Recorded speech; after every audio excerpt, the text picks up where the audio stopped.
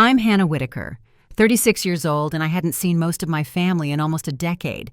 The last time we spoke, they called me reckless and naive, said I'd end up broke with nothing to show for it. But then one afternoon, a wedding invitation showed up in my mailbox. Thick envelope, gold trim. My sister Emily was getting married in Napa Valley and wanted me there. The same people who once laughed at my dreams would be sipping champagne and smiling for pictures in $1,000 gowns, and I'd be walking into it alone, back into the house that never saw me as enough. Before I get into what happened that day, let me know where you're listening from in the comments and hit that like and subscribe button if you've ever had to walk back into a room full of people who once dismissed you. I was born into the Whitaker family name, old money, West Coast real estate. A last name that opened doors, whether you deserved it or not. My father, Douglas, ran Whitaker Holdings with the kind of authority that didn't tolerate detours. You followed the blueprint. Business school internships at the firm. Marry someone who made the family look good on paper. When I was a kid, I thought maybe I could still belong, even if I didn't fit that mold. But when my mother passed suddenly, the summer I turned 9, everything changed. My father remarried within a year to Karen, a woman 15 years younger who seemed more invested in hosting galas than raising children. Karen came with sharp heels, sharper words, and a best friend named Denise who was always around, always judging from behind wine glasses. They made it clear early on that I was too sensitive, too scattered, too much like my mother. I spent most of my teenage years tucked in my room filming short videos about sustainability and reuse projects on an old camcorder I'd saved up for myself. They said it was a phase, said I'd grow out of it. Denise once laughed right in my face and asked if I really thought compost bins and thrift store hauls were going to pay the bills. My father barely looked up from his phone, just shook his head and said, I needed to stop playing with cameras and get serious about life. The only person who didn't treat me like a stranger under their roof was my little sister Emily. She was 7 years younger. Wide-eyed and kind, she'd sneak into my room at night to watch my videos on the little flip screen, whispering that someday I'd be famous, even when we both knew the family had no time for dreamers. Dinners were like boardroom meetings. Karen would go on about her charity brunches. Denise would make snide remarks about influencers being glorified hobbyists. My cousin Zach was the rising star interning at the company while still in college and always had something smug to say. When he saw me editing footage on my laptop, my Uncle Charles never said much, but when he did, it was usually to remind me that as a Whitaker, I had responsibilities and image to uphold. Even little Abby, who was just a child back then, once asked why people always looked upset when I walked into the room.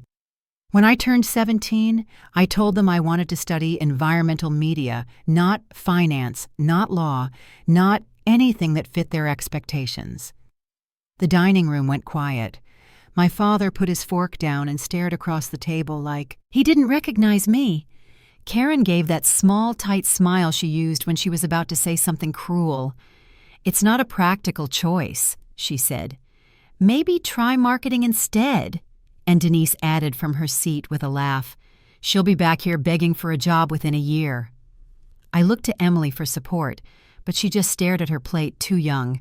Then to speak up when I got into a solid school in Los Angeles and declared a major in digital media production, my father agreed to pay only if I minored in business. I told him no. I wasn't going to waste 4 years doing something I didn't believe in. He didn't raise his voice. He just said, then you're on your own. Karen didn't even glance at me from behind her phone. And that night I overheard her telling Denise I was just like my mother, full of dreams and no spine. The next morning, my father cut me off. No tuition, no living money, no second chances. I left that house at 19 with a few thousand in savings and a rented room near campus. I worked late, shifts at 2 jobs, and used what little time I had left to start a channel called Greenhouse Living. I posted about eco-friendly habits and sustainable products, and for a long time nobody noticed, but it felt right. It felt like mine. Emily would call me sometimes in secret, whispering updates and asking if I was okay. But the older she got, the more the calls slowed, the more the distance grew. 8 years passed like that, the quiet kind where no one says anything unless they're ready to make you feel small again. I built a life I loved, but the silence never really stopped echoing then. That invitation came in thick paper and hand-lettered ink, asking me to come back and celebrate a family that once sent me away. And as I stood in my apartment holding it in both hands, my heart knew that nothing about that day would be simple. My acceptance letter came on a Tuesday afternoon. I remember sitting at the kitchen table, envelope in hand, the family finishing dinner around me. It was a decent program at a college in Los Angeles, small-focused and known for digital media. I told them I'd been accepted into the environmental media track. No one said a word. My father finally set his fork down slowly, like he was giving the moment weight. Karen looked across the table, her hand resting lightly on her wine glass. "That's quite a detour," she said. Not unkindly, but not kind either. Uncle Charles glanced at me once, then kept eating. And Denise, always present, always watching, gave me that small, dry smile I'd grown up learning to distrust. I said I wasn't planning to study business. Not even as a minor. I didn't want internships at the firm or desk hours shadowing Zach. I wanted to work with video storytelling sustainability. My father blinked once, then pushed his plate forward. "If you walk out of this house with that plan," he said, "you'd better have a way to pay for it." Karen didn't object. She didn't even look up from her phone. No one said a word in my defense. Not Emily, not Zach, not even Abby, though she was too young to understand what was happening. That night, I packed what I could into 2 suitcases. I didn't slam doors or raise my voice. I just left. I'd saved a few $1,000s working summers at a bookstore and helping with video editing gigs online. It wasn't much, but it was enough to get started. My first apartment in Los Angeles had peeling paint, loud neighbors, and a leaky window over the sink. But it was mine. I took 2 jobs to stay afloat, one waitressing at a late-night diner off Venice Boulevard, the other freelancing with a small nonprofit that needed video editing for their website. I kept filming on my old camera, uploading once a week to a channel I'd called Greenhouse Living. The first 6 months were rough. I had maybe 30 subscribers. Most of my views came from my own refreshes, but I stuck with it. My videos weren't flashy, just honest, slow-paced how-tos about composting, upcycling, energy-saving habits. I found peace in the work. Emily called a few times, usually late at night, whispering like she didn't want anyone to hear. "They're still mad," she said once, then paused. "Dad says you'll come back when it gets hard." I told her I was okay. I didn't say much more than that. The longer I stayed away, the more the silence settled in. Every so often I'd get a birthday card from Uncle Charles. Nothing handwritten, just a generic message and the family signature in block letters. I knew what they were waiting for. A call. A confession. A job application slipped across the table. But I didn't reach out. I kept working. By the time I turned 24, my channel had started to gain traction. Not millions, not yet, but enough to pay rent and then some. That's when I met Eli. He had stumbled on one of my early videos, something about building a balcony herb garden with reclaimed wood. He messaged me through my website asking if I wanted to help with a sustainability campaign his company was launching. We met for coffee. One meeting turned into 2, then dinner, then something real. He was steady in a way I hadn't known before, curious, soft-spoken, sharp, without ever needing to prove it. He ran a startup focused on renewable energy grids for mid-sized cities, and within a year, we were working together, living together, building something that felt like ours. 3 years ago, we got married. A quiet ceremony in a greenhouse north of Santa Barbara. Just a few close friends, a small cake, and a string quartet playing under hanging vines. I didn't send out invitations to my family, not even to Emily. I wasn't sure who she was by then, still the girl who whispered support at bedtime or just another face at those long dinners full of expectations. A week later, I got a card from her. No return address, just her name and a small wrapped gift, a blank journal with the words, "Start Here," embossed on the cover. I kept it on my desk. Still do. Years passed like that. My channel crossed 1 million subscribers. Eli's company signed its first state-level contract. We moved into a loft near downtown sunlit windows, mismatched furniture, too many plants. Sometimes I'd catch myself wondering if they ever watched my videos, if they ever said my name. Then one morning, a cream-colored envelope slid through our front door. No return address, thick paper, a familiar crest stamped in gold. Emily was getting married in Napa Valley. The invitation was hand-lettered formal with embossed trim and RSVP instructions printed in silver ink.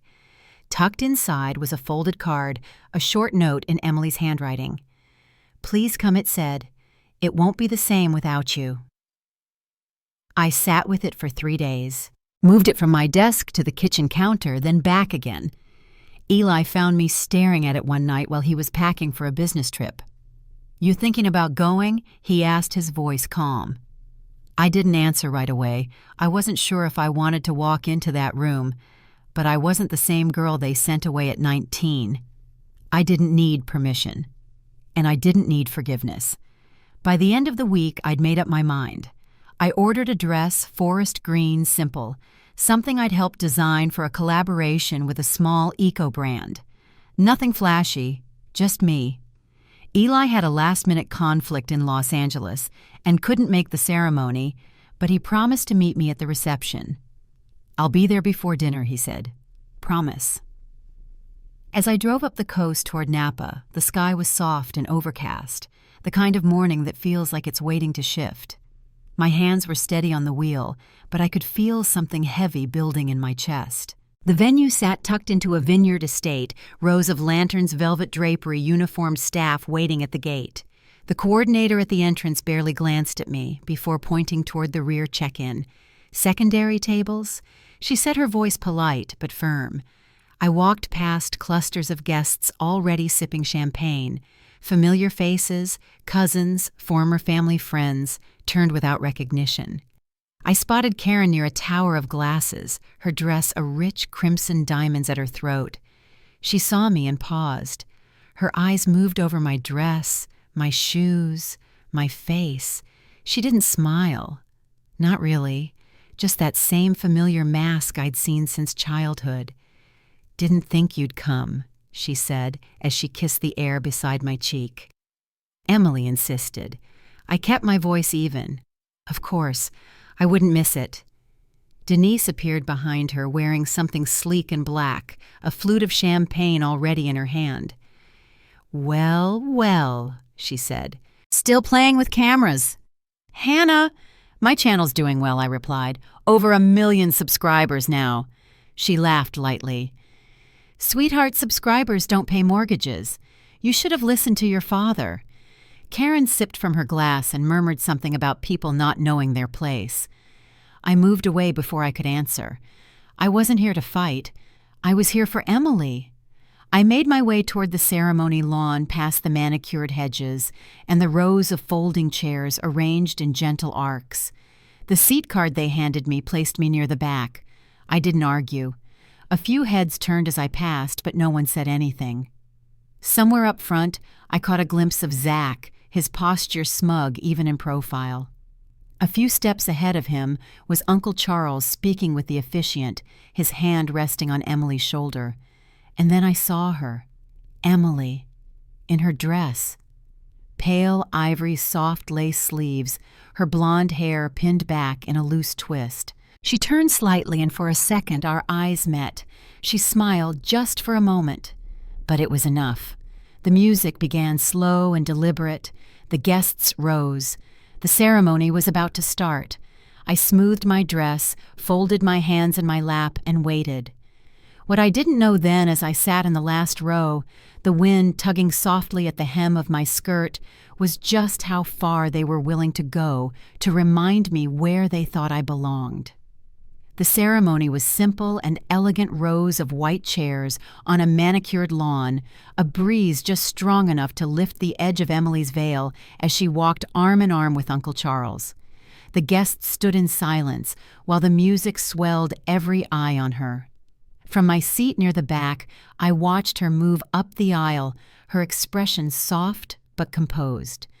She glanced my way only once, a quick look that passed like a blink, and then she was gone, stepping into a new chapter in front of the same people who'd written mine off years ago. When the vows were said and the petals had fallen, the crowd began to shift toward the cocktail hour under a white tent draped in lights. Servers passed through with trays of champagne and shrimp skewers. I found a quiet corner near the outer edge behind a cluster of tall arrangements that gave me a little space. The air smelled like garden roses and lawn clippings. For a few minutes I stood alone holding a glass of sparkling water, listening to the low hum of laughter and conversation float through the canopy. Karen found me first. She approached like she always did. Heels clicking, chin tilted, expression unreadable. "You filled out?" she said, her eyes scanning me up and down. "Life in Los Angeles must be treating you well." Her tone was pleasant, but only in the way you use when you're already preparing a follow-up jab. I didn't respond. Denise arrived a moment later, her smile already in place. "Still doing those little videos?" she asked. "I caught one on composting, cute idea." I nodded and sipped my drink. "It's going well." Karen raised her eyebrows. "Well enough to make a living." Denise laughed quietly, tucking a napkin under her glass. "You should have come back to the company. Douglas would have given you a decent role, something safe." I excused myself before I said something I couldn't take back. As I moved away, I caught a glimpse of Zach near the bar, already nursing a drink, and laughing too loudly at something a guest said. A few cousins stood nearby. None of them looked over. I walked toward the lawn, looking for a spot where I could just breathe. That's when I felt a soft tug on my sleeve. I turned and found Abby, 15 now, taller than I remembered, her dark hair braided neatly down her back. She looked nervous, glancing around before stepping closer. "I watch your videos," she said in a small voice. "I subscribed on my school account. My mom doesn't know." I crouched slightly so we were eye level. "What do you like about them?" I asked. Her smile widened just a little. "I want to make things too, like upcycled clothes or how-tos. But when I told my mom, she said it was a waste of time." I reached into my clutch and pulled out a business card I kept in the inner pocket. "If you ever want to send me an idea, I'd love to see it." She took it with both hands like it was made of glass. "Really?" I nodded. "Really?" Karen called her name from across the lawn, her voice firm. Abby gave a quick, guilty glance and ran off, tucking the card into her purse. Dinner was held inside the main ballroom high ceilings, pale gold walls, an enormous chandelier that sparkled overhead. My place card had me seated at one of the far tables near the exit alongside distant cousins and a couple I didn't recognize. From where I sat, I could barely see the head table, though I caught flashes of Emily's white dress when she moved. I watched her during the speeches, her smile still poised, but something behind it seemed tired. Her new husband Ben raised a toast to the future. The clinking of glasses echoed around the room. Then came the voice I hadn't heard in years. "Remember when Hannah thought she was going to be famous?" Denise called out from her seat, her tone too loud to be casual. "Used to lock herself in her room with that camera like she was Oprah." A few guests laughed. Someone even clapped. Karen's voice joined in just loud enough to carry. She had every opportunity, private school tutors connections, and she threw it all away for compost bins and camera tricks. I didn't move. I kept my eyes on my plate, my fork still in my hand. A few chairs down, Zach leaned back and raised his glass in my direction, smirking. "To the family dreamer," he said. "May she keep chasing those YouTube fairy tales." More laughter. Karen didn't look at me, but I could feel her watching. I stood not sure where I was going, but needing to move. I made it only a few steps before I heard my name again. This time it wasn't a joke. "Hannah." My father's voice rose above the rest, measured but loud enough to quiet the chatter. He stood at the head table, a glass of red wine in hand, his tuxedo perfectly pressed. "A toast," he said, turning slightly to face the room. "To my eldest daughter, who believed the internet was a better future than the one she was born into." Guests shifted in their chairs. Some laughed again, others looked down. I stood frozen near the center aisle. The screen behind the head table flickered to life. A video began to play. It was me, 17 years old, sitting cross-legged in my childhood bedroom, my voice unsure but hopeful. I was talking about my first compost tutorial, explaining why sustainable living mattered. My old posters lined the wall behind me. The audio crackled slightly. "I want to make a difference," the girl on screen said, "even if it's just one video at a time." The laughter was sharper this time. Someone let out a whistle. Denise slapped the table in amusement. Karen leaned into my father's shoulder, whispering something that made him chuckle. My cousin Emily hadn't moved. She sat at the head table with her hands folded in her lap, eyes fixed on her plate. Her new husband looked at her, then at me, uncertain what to do. The room swam slightly. I gripped the back of an empty chair and waited for it to stop. Someone behind me muttered, "Was that real?" The screen froze on my younger face, paused in mid-sentence. The lights seemed too bright all of a sudden. My father raised his glass once more. She had every resource, every chance, he said. But she chose, he gestured at the screen. That. The clapping was softer this time, scattered. A few guests looked uncomfortable. The laughter tapered off. Someone coughed. I turned toward the door. I didn't know if I was going to leave or just step outside or just breathe. But then I heard my father again this time, lower, sharper. "You're a disappointment to this family, Hannah." The words cut through the space between us. The room fell silent. Even the servers paused mid-step. Karen stood beside him now, her expression unreadable. "Let's not dwell," she said lightly. "She's lucky we invited her." Denise raised her glass, her voice smooth. To Hannah, who never stopped dreaming, even when she should have. I stayed still. No words came. My throat had gone dry. My hands were cold. The girl on the screen faded to black. The projector shut off. My father sat down. The moment passed, but the weight of it stayed. I didn't speak. I didn't move. The ballroom doors remained closed behind me. I didn't yet know what waited on the other side. But Eli was on his way. And the next part of this night, the part none of them saw coming, was just about to begin.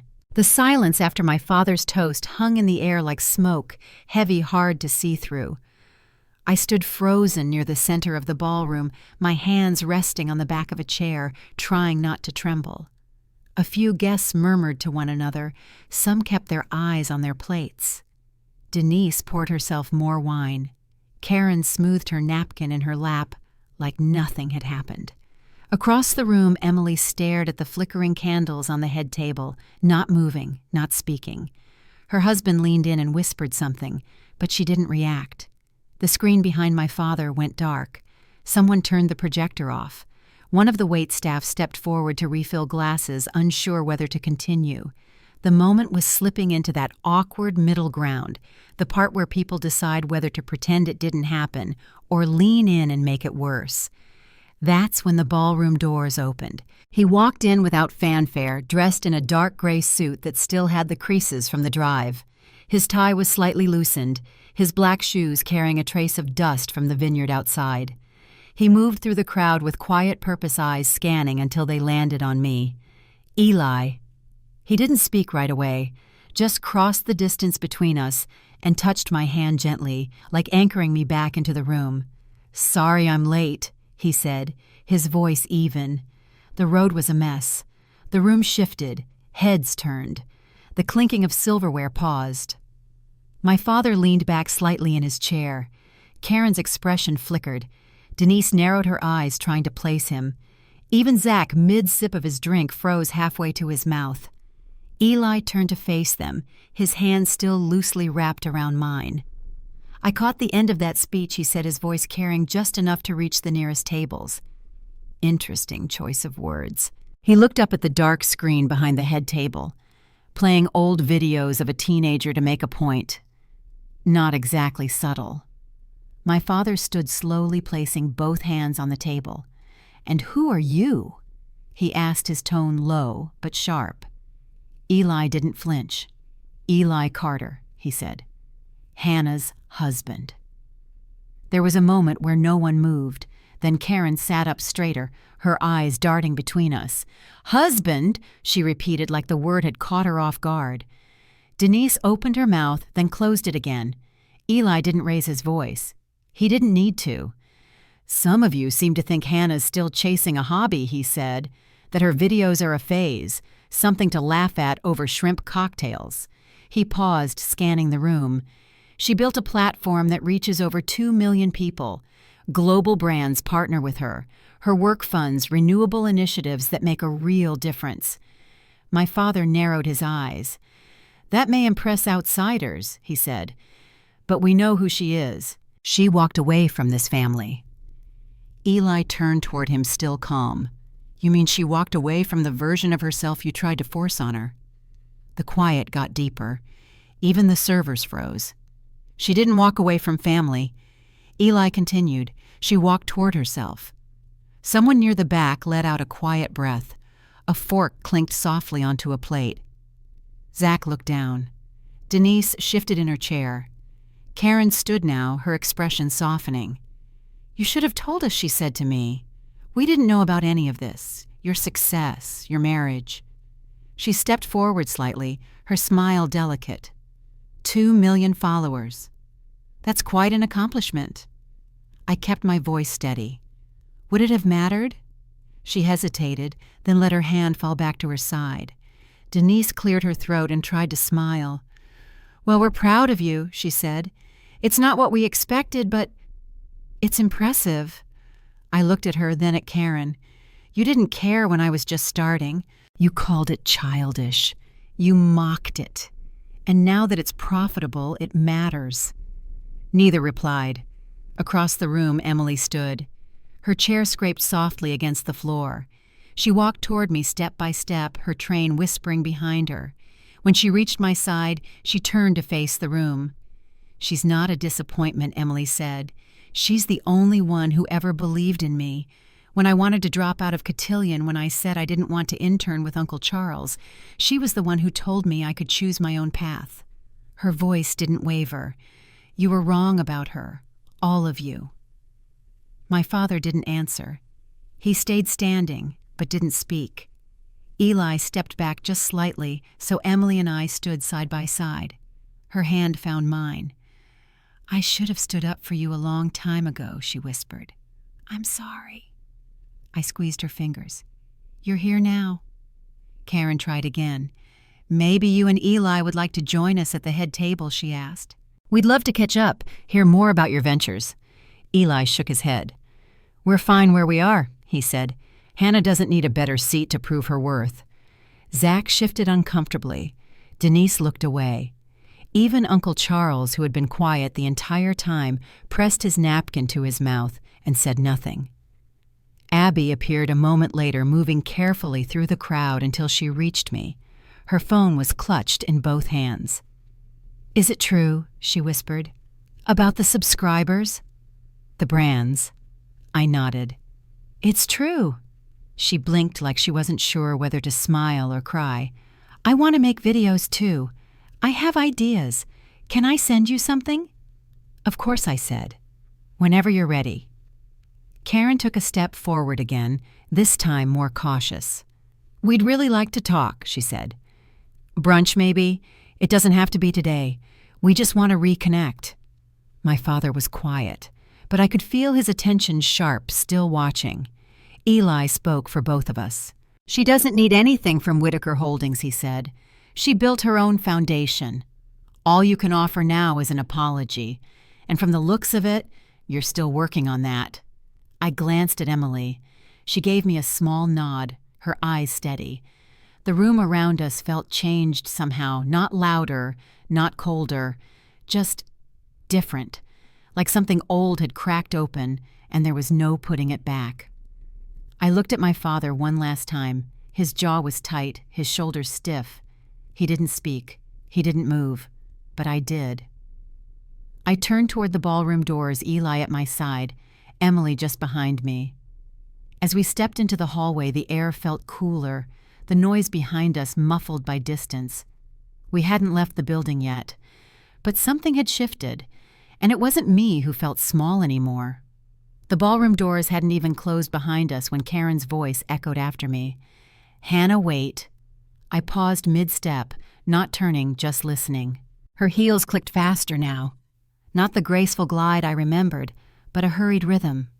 When I finally looked back, she was already holding out a hand, palm up, the corners of her mouth lifted in something that looked like concern. "Don't be rash," she said gently.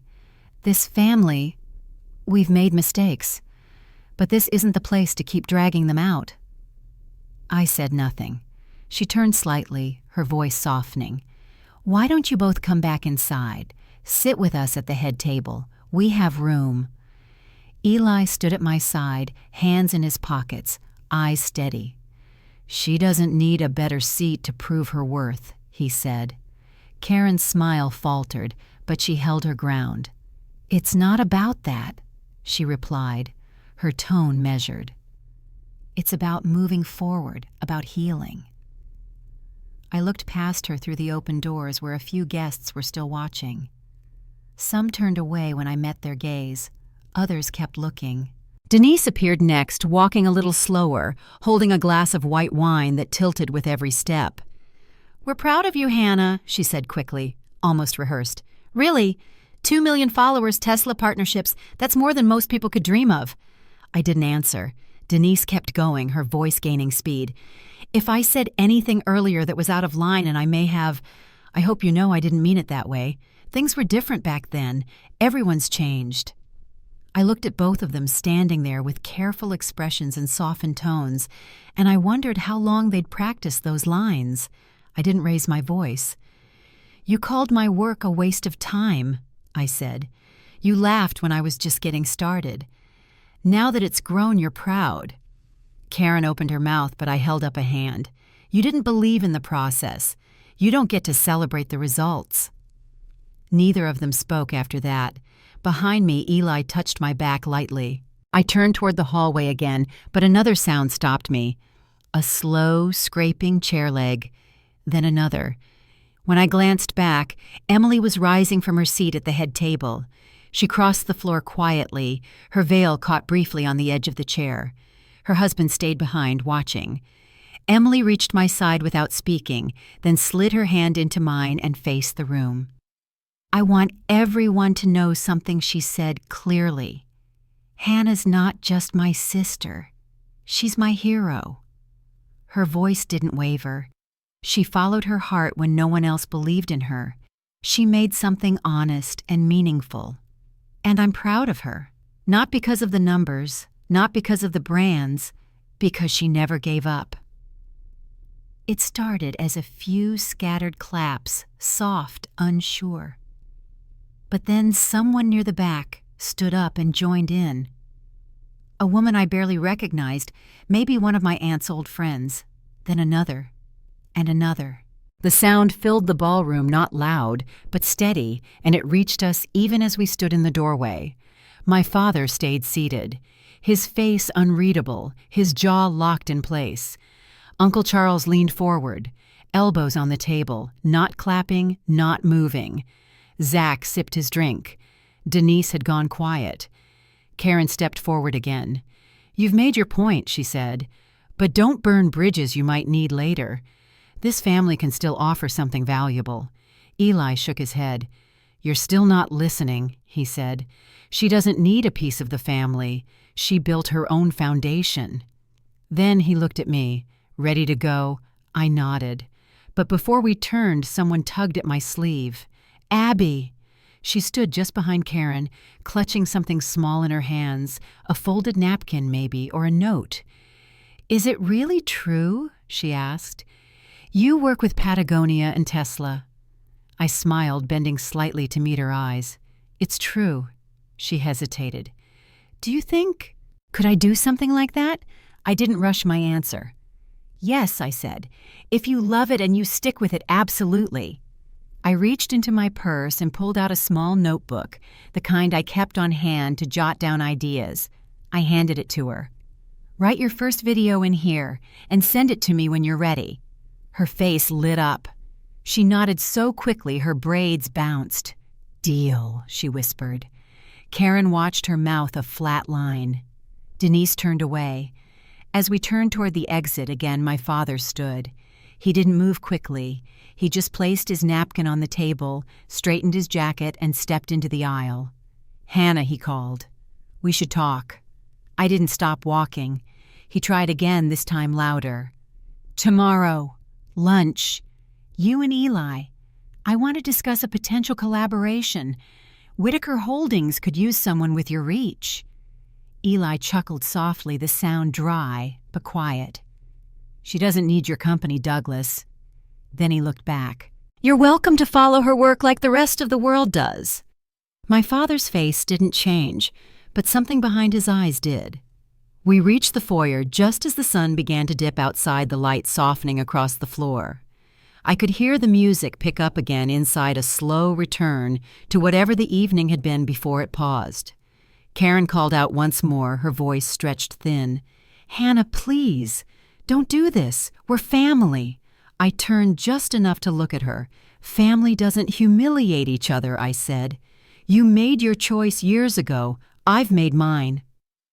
The valet brought our car around while the breeze shifted through the open courtyard.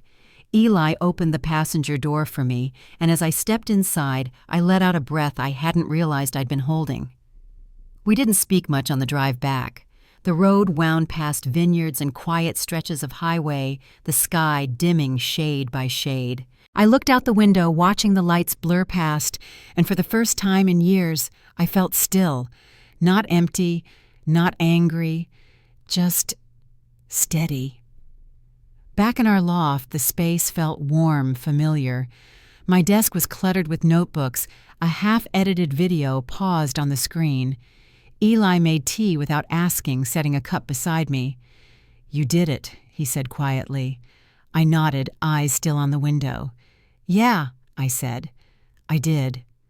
Outside, the city buzzed as usual, unaware of anything that had happened in that ballroom hours before. But something had shifted, and I knew the days ahead wouldn't look quite the same.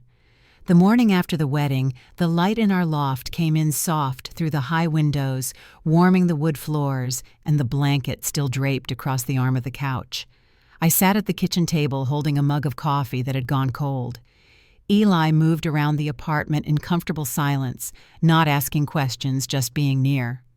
I opened my laptop, but I didn't start editing.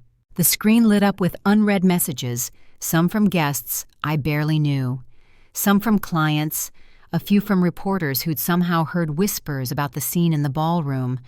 One message stood out, a text from Abby. It was simple. "Thank you for what you said. I started filming my first video last night."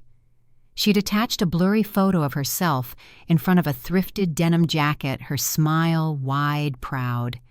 I stared at it for a long moment, then typed back, "Can't wait to see it. Keep going." Later that afternoon, my phone rang with a number I didn't recognize. I let it go to voicemail. A minute later, the transcription popped up.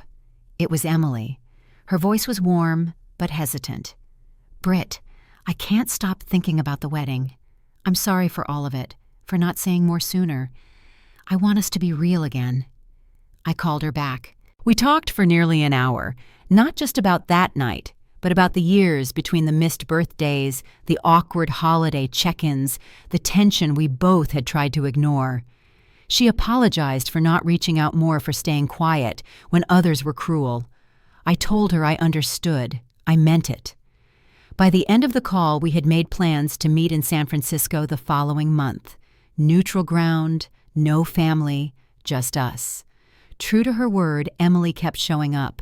She sent postcards from her honeymoon in Kauai, jokes about wedding mishaps, even a short clip of herself trying to compost for the first time. "I'm terrible at it," she said through laughter, "but I'm trying." Her voice sounded lighter than it had in years. The rest of the family? Not so much. A few days after the wedding, an email arrived from Karen. The subject line read, "A fresh start." The message was written like a memo, formal, careful, stripped of emotion. "Your accomplishments are truly admirable. We'd love to have you and Eli over for brunch. I believe there's potential for collaboration." Attached was a gift basket delivery confirmation. I deleted it. The basket never made it past our front gate. Matthew followed a few days later with a voicemail. His tone was clipped. What happened at the wedding was unfortunate. That said, Whitaker Holdings could benefit from your platform. Let's talk. I listened once, then tapped delete. Denise sent a message through Instagram. I didn't expect that. Her tone was chirpy. You've really done well for yourself. I misjudged you. Let's grab coffee sometime. I'm in LA next month. I left it on read. Zach never reached out. Uncle Charles didn't either. Eli found me reading Abby's latest message a week later. She'd sent a screenshot of her video project, a how-to on turning old jeans into tote bags. It was rough, sure, uneven lighting, shaky camera, but her voice was steady, and her smile didn't waver once. I sent her notes, told her to keep filming, and posted a clip of it on my story with a heart emoji. She replied with all-caps excitement and a string of sparkles. Eli leaned against the doorway, arms crossed, watching me from the kitchen. You've been quiet, he said, nodding toward the laptop. Still thinking about the wedding? I closed the lid and nodded. Yeah, I said. I guess I thought it would feel more like winning. He didn't say anything right away. Then he sat beside me, resting a hand over mine. That's because their approval was never the goal. I didn't answer, but I knew he was right. Later that night, while Eli worked in the next room, I opened a fresh document and started writing the script for my next video. I called it Purpose Over Permission. I spoke slowly, clearly, the way I always did when I was trying to make space for someone else to see themselves in my story. I didn't talk about the wedding directly. I talked about the pressure to make your dreams acceptable before they're profitable. I talked about what it felt like to be underestimated by people who raised you. I talked about how building something on your own terms is harder than it looks and more meaningful than anyone gives you credit for. When I posted it 3 days later, the views climbed fast. Comments poured in from people who said they'd left jobs, families, or entire lives behind to build something new. One caught my eye and held it. Your story gave me the courage to launch my first project today. Thank you for making space for the rest of us. I pinned it. That comment, more than the applause at the wedding, more than the stares in the ballroom, was the moment it all clicked. I hadn't been trying to prove anything to my family anymore. Somewhere along the way, I'd stopped performing for them. I'd started building for the people who needed what I was creating. That was the difference. Emily came to visit a month later. She stayed for the weekend, asked about every houseplant, helped make a messy vegan dinner, and sat on the floor of our office with her shoes off, watching Eli set up lights for a video shoot. On her last night, we stayed up talking. I've been going to therapy, she said quietly, trying to untangle all of it. Seeing you speak up to Dad, it changed something in me. I nodded, listening. I don't want to play their game anymore, she continued. I want to live like you do. Free. I hugged her, not needing to say much. It was enough to sit in that space, both of us choosing something better. By then, Abby had sent me 3 more videos. The latest one was a how-to on reusing scrap fabric. She filmed it in her bedroom, string lights in the background, her instructions clear and cheerful. At the end, she held up a small sign she'd painted herself. It said, "Start anyway." The message sat with me for a long time. Matthew never called again. Karen sent one more email, short, vague, full of fluff. I didn't respond. Denise tried to tag me in a story once. I blocked her account. I didn't hate them. Not anymore. Hate would have meant they still had a hold on me. Instead, I felt something else, distance. The kind you need in order to breathe. The loft was quiet most days. Peaceful. The air filled with plants and camera gear, and the low hum of Eli's workspace in the next room. We were planning a trip to Costa Rica to volunteer with a conservation team, something we'd dreamed of since our first coffee date. On my desk, Abby's notebook sat next to mine, hers covered in stickers, mine in ink and notes. Between them was a single yellow sticky note she'd added the last time she wrote. It said, "Thank you for being someone I could believe in." I stared at it for a while. Then I picked up my pen and started planning the next story. It had been a little over a month since the wedding. The days had returned to their familiar rhythm. Quiet mornings, coffee with Eli, hours spent editing, filming, answering messages from viewers. Emily kept in touch almost daily now. Sometimes it was just a photo from her walk or a voice note while she unpacked boxes in her new apartment. Other times it was a full call at night while we both sat on our respective couches talking like we used to before life got complicated. One morning a new message came in from Abby. The subject line read, "My first video's done." There was a thumbnail of her smiling in front of a stack of fabric scraps and a short note. "I hope it's okay. I tried to remember what you taught me about speaking clearly. I'm nervous." I clicked play. The lighting was still uneven. The sound dipped a few times, but her voice was steady and her message was clear.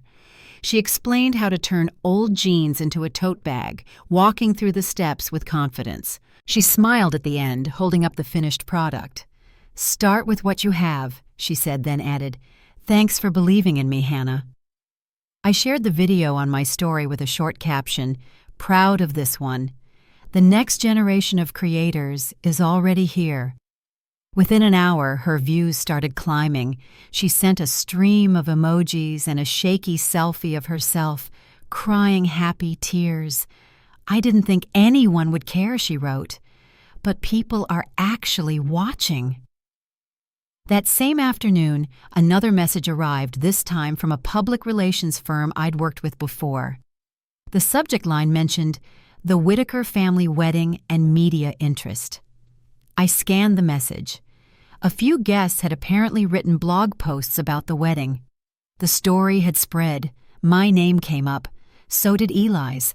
And somehow word had gotten out that I'd turned down an offer from my father to work with Whitaker Holdings. I closed the message and walked into the kitchen where Eli was watering the basil plant that refused to grow.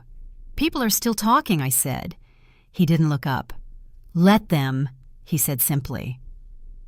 A few days later, another message came in, this time from a journalist at a lifestyle publication. She wanted to interview me for a piece on women who'd built careers outside the paths their families had planned for them. I said yes. The article came out the following week. It featured a soft-lit photo from my website, a few quotes about starting small, and a sidebar about our work with solar access in rural communities. The title was simple, "She Built Her Own Empire."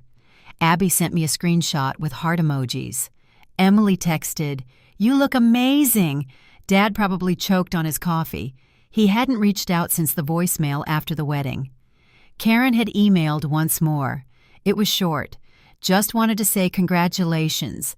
I hope we can keep the door open." I didn't respond. One evening just after dinner, Eli and I sat on the couch watching a documentary when my phone lit up with a familiar number. I didn't answer, but the voicemail came through moments later. I pressed play and listened. "This is Matthew," the message began. His tone was even clipped. "I've been told you've received some attention lately. If you're still interested in expanding your platform, I have a few strategic ideas. Let me know." I handed the phone to Eli without a word. He listened, then handed it back. "That's not an apology," he said. I nodded. "I know." I deleted the message. That weekend, Emily drove down to visit again. We spent the afternoon at a small outdoor cafe, then wandered through a street fair near the park. As we passed a booth selling handmade jewelry, she stopped to pick up a silver bracelet. "Do you ever wonder if they actually changed?" she asked, turning it over in her hand. I didn't answer right away. She glanced at me. "I mean really changed, or if they just realized you were valuable again." "I don't think it matters," I said. "Not anymore." Later that night, she handed me a small envelope before heading to bed. Inside was a printed photo from the wedding, not from a professional photographer, but a candid shot. It was the moment she stood beside me. Our hands linked, her head slightly turned. Eli stood just behind us, steady and quiet. The room in the background was blurred, but I could still make out the expression on my father's face. Shock. disbelief. Something slipping away. On the back of the photo she'd written, "Thank you for holding your ground. You helped me find mine." That night I placed the photo on the corner of my desk beside Abby's notebook and a clipping from the interview. I stared at it for a long time before shutting off the lights. The next morning, another envelope arrived in the mail. Thick paper, no return address. Inside was a printed flyer, a glossy one, the kind used for corporate fundraising. The logo at the top read, Whitaker Holdings Sustainability Division. Below it was a mock-up of a new campaign, clean energy outreach, modern branding, even a slogan about green voices shaping the future. My name wasn't on it, but it was clear they'd taken more than inspiration from my work. There was no letter, no invitation. I placed the flyer in the drawer beneath my desk and closed it gently. By the end of that week, I'd filmed a new video. It was quiet, slower paced, filmed in natural light. I spoke about boundaries, about what it means to protect what you've built when the world suddenly decides to claim it. I didn't name anyone. I didn't have to. The comments came in fast. Viewers shared their own stories of being written off, then called upon once they'd made it. One message stood out. "They'll try to ride your wave when you finally make it to shore. You taught me how to keep swimming anyway." I pinned it. That night, Eli and I sat on the balcony watching the lights of the city stretch into the distance. "Do you think they'll stop?" I asked quietly, trying to reach out, trying to use me. He turned toward me, one hand resting on the arm of my chair. "Maybe," he said, "maybe not. But they've already lost the only thing that mattered." I tilted my head. "Access," he said, "to you." I leaned back, letting the breeze move through the air around us. The sounds of traffic, wind, faint laughter from the street below, they all mixed together, steady and alive. In the quiet that followed, I realized something. Justice wasn't always loud. Sometimes it was the silence that answered everything. A few months passed and the noise faded. No more voicemails from Matthew, no last-ditch emails from Karen. The inbox quieted. Abby's videos kept coming more confident with each one. Her latest was a room makeover using thrifted fabric and scrap wood. She signed off with a smile and a wink, then thanked her favorite cousin mentor for the inspiration. I shared it again like always. Emily kept showing up too. We started meeting regularly, just the two of us, once in Santa Barbara for coffee and a hike, another time at a community market where she picked out succulents for her windowsill. She still texted nearly every day, sometimes just a heart emoji or a photo of a quiet moment. That version of her honest, soft, not performing for anyone felt more like a sister than she ever had when we lived under the same roof. One morning, a box arrived in the mail. No note, just a sleek hardcover book titled The Whitaker Legacy, 75 Years of Growth. I flipped through it already, guessing what I'd find.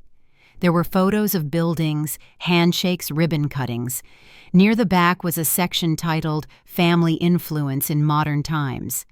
Eli's name appeared once. Mine wasn't mentioned at all.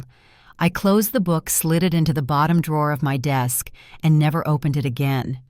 The channel kept growing. So did the community. I started receiving letters from teachers using my content in classrooms, retirees starting gardens, single moms trying composting for the first time on apartment balconies. The comment sections filled with names, locations, encouragement. Somewhere along the way, it stopped being about the numbers. It became about connection. One night, Eli and I were walking home after dinner. Our hands tucked into our jackets, the air crisp and quiet. He stopped at the corner, waited for the light to change, then looked over at me. "If you could go back," he asked, "and change anything, would you?" I didn't answer right away. The question sat with me as we crossed the street, the sound of our footsteps echoing lightly off the sidewalk. "No," I said finally, "I wouldn't." Then I looked over at him. They gave me a reason to leave, but I built the reason to stay gone. When we got home, I sat at my desk, turned on the soft desk lamp, and opened a blank page. I wrote a note just for myself. They tried to define my worth. I redefined my life. It stayed pinned to my wall for weeks. Eventually, Emily asked if I'd ever consider speaking at a youth event she was helping plan. You wouldn't need to say much. She told me just a few words about choosing your own voice. I said yes. The event was small, a local auditorium, mostly teenage girls and their moms. I stood behind a simple mic with no slides, no notes, just a quiet heart, and a story I'd carried for years. I told them the truth, that sometimes the people who raised you won't recognize the person you become, that sometimes the silence after standing your ground is the best sound you'll ever hear, that it's okay to walk away from the tables that once refused to seat you, because your peace matters more than their approval. When I stepped off the stage, a woman in the front row stood to hug me. "You just told my story," she whispered. I didn't think anyone understood. That was the moment I realized the justice I'd hoped for wasn't about revenge or even recognition. It was about reaching someone who needed a voice like mine, about showing them it could be done. And it had. If you've ever been told you're not enough, too small, too soft, too different, just know that there's a kind of power that grows in silence, the kind that builds slow but roots deep, the kind that no one can take once it's yours. Thanks for walking through this story with me. If it brought something up for you, a memory, a moment, a shift, I'd love to hear it. Drop it in the comments and let me know where you're listening from. And if you're still becoming who you're meant to be, keep going. Your story isn't over yet.